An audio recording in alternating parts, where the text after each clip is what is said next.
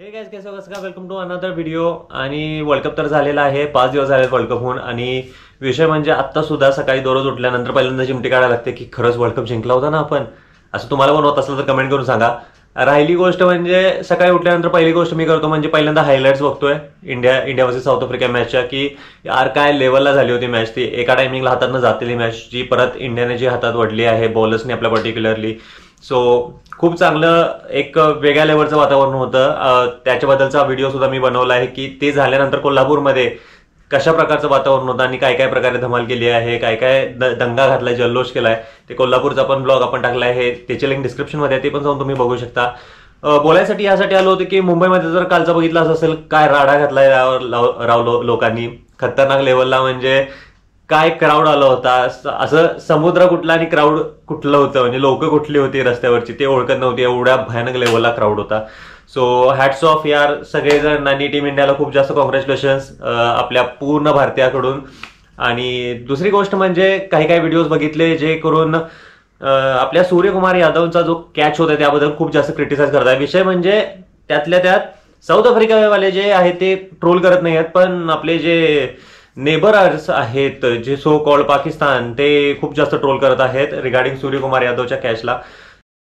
तर त्यांच्याकडे काही जास्त ग्राउंड नाही आहे, त्यामुळे त्या बाबड बल्ल्यांना काय माहित नाही की कशा लेवलला ते पिचेस सेट केलेले असतात। ऍक्च्युली कुठल्या पण क्रिकेट ग्राउंडवरती 3 ते 4 पिचेस एक्स्ट्रा असतात, कारण एक जर पिच खराब झालं तर त्यांना दुसरीकडे खेळायसाठी एक जागा असावी, म्हणून 3 ते 4 पिचेस ऑलरेडी त्या एका ग्राउंडवरती असतात। आणि त्या पिचेसच्या ज्या पिचवरती मॅच खेळली जाते त्या पिचच्या खेळणाऱ्या मॅचच्या अनुसार ते जे सराउंडिंग असतं किंवा ते जे बाउंड्री लोप असते ते सेट केलेले असते।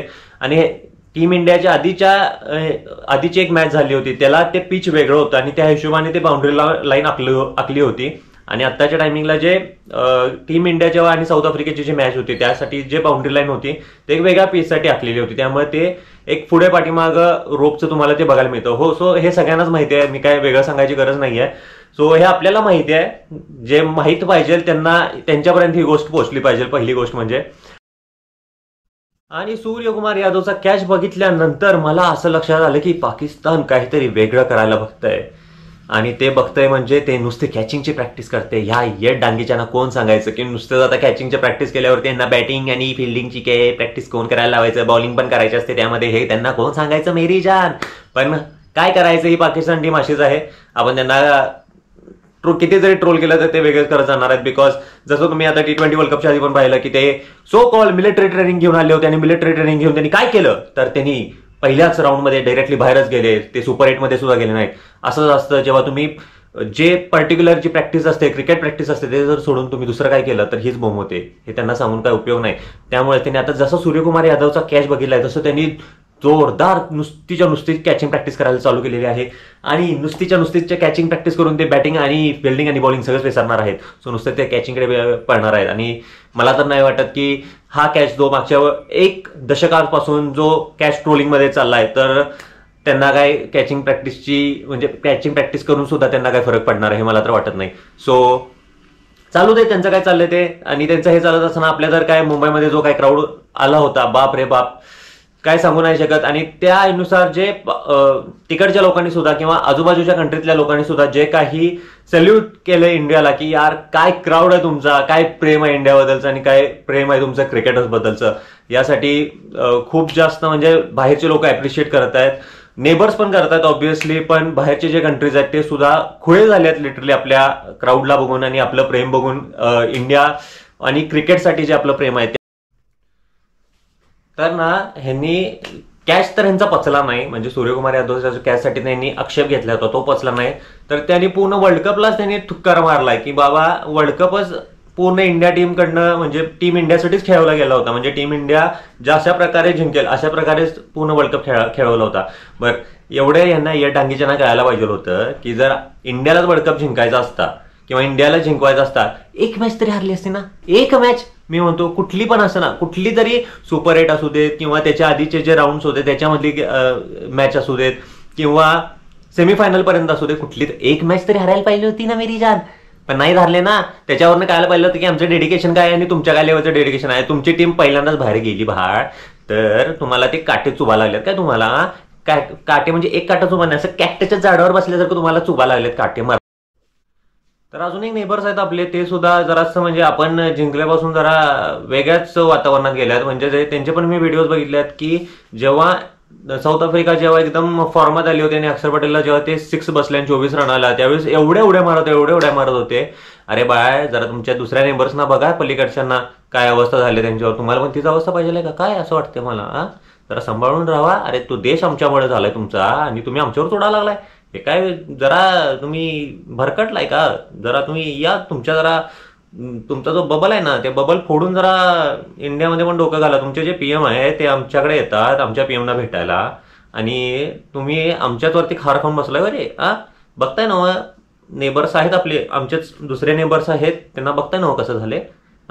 जरा या, तुमचं बबल फोडा जरा आणि ते या जरा. विषय म्हणजे तुम्ही विलीन व्हा इंडियामध्ये. म्हणजे कसं, म्हणजे आपला नेबर चांगला आहे, इंडिया चांगला आहे असं जरा कधी तर म्हणा. म्हणजे खूप जास्त चांगलं होईल तुमचं. आणि जसं तुमचं बांगलादेश क्रिकेट जे 2007-2011ची टीम तुमची भारी म्हणायची पाळी आल्या आणि तुम्ही वेगळ्याच दिशेनं चाललाय आता. तुमच्यापेक्षा अफगाणिस्तान परवडले की राव. अफगाणिस्तान मर्दा ते सेमीफायनल पर्यंत आलं आणि तुम्ही मर्दा राव कुठल्या घंटेश टीम पासून तुम्ही खेळून येऊन तुम्ही सुपर 8 मध्ये आलाय आणि तुम्हाला इंडिया कशी हरेल ते तुमचा क्राऊड तुम्हाला सपोर्ट करते. यार हॅट्स ऑफ आहे तुम्हाला. तुमची पण म्हणजे जर तुम्ही असंच राहिलात तर तुमची पण गत आहेच ज्या दुसरे नेबर्स आहेत आमचे त्यांच्यासारखी. आणि फायनली सगळ्यात लास्टला साऊथ आफ्रिकेची टीमचं तर काय सांगायचं राव. पण असू दे, हार्ड लक आहे त्यांचं. खूप चांगला प्रयत्न केला त्यांनी यायचा, पण जो टॅग आपल्याला आणि त्यांना पण लागला होता सोबत चोकर्सचा, तो आपण टॅग तर घालवला, त्यांनी पण घालवला, पण सेमीफायनल पर्यंत. तो शेवटी फायनल त्यांनी जिंकलं, त्यामुळे तो obviously chokers tag go with them असा विषय झालेला आहे. सो साऊथ आफ्रिका तुमच्यासाठी वाईट वाटते थोडंफार की तुम्ही खूप चांगलं फाईट केलं होतं एका टाइमला, पण आमची बॉलिंगच मस्त आहे ना मेरी जान आणि बुमराह असल्यामुळे तर सगळे फिके आहेत आपल्यासमोर असं म्हणू शकतो आपण. कुठून आपला वर्ल्ड कप चालू झाला आणि कधी संपला हे म्हणजे काहीच कळालं नाही. कारण टीम इंडिया जशा प्रकारे परफॉर्म करत गेली ना, तशा प्रकारे कधी ते दिवस उलटत गेले आणि कधी हा वर्ल्ड कप इंडियाने जिंकला हे खरंच कळालं नाही. आणि ते वर्ल्ड कप सगळा तो तिकडे दंगा घालून दिल्लीत येऊन, दिल्लीत आपल्या पीएम मोदींना भेटून ते जे परत मुंबईत आले आणि मुंबईमध्ये त्यांचं जे स्वागत झालं हे न विसरण्यासारखं आहे. हा दिवस आयुष्यभर लक्षात राहील. पहिली गोष्ट म्हणजे 29 जून हा तर खूप खूप खूप खूप खूप जास्त लक्षात राहील. लाईफ टाईमसाठी एक मेमरी क्रिएट झाली आहे. जसं जिंकल्यावरती आम्ही पण शिवाजी पुतळ्याला गेलो होतो आणि तिथे जल्लोष केला होता. सो ती मेमरी एक वेगळ्याच प्रकारची डोक्यामध्ये आहे. मॅच बघण्याची एक मेमरी डोक्यामध्ये आहे. आणि जे काल काही टीव्हीवरती वगैरे बघितलं, ऑब्व्हियसली मला तर नाही जाता आलं मुंबईमध्ये, सो जे काही बघितलं ती एक वेगळ्या लेवलची मेमरी क्रिएट झालेली आहे. Thank you team India, thank you very much for giving such a memory with us for life long. आणि होप सो असंच परफॉर्म होते. पुढे येतोच आहे आपला ICC champions trophy. So hope so त्यावेळेस पण आपण धमाल करूत आणि गाजवून देऊ आणि परत एक ट्रॉफी इंडियात येईल. Thank you, bye bye, take care. This was me Veer signing out from this video. Bye bye, take care and sayonara. And Team India, Bharat Mata ki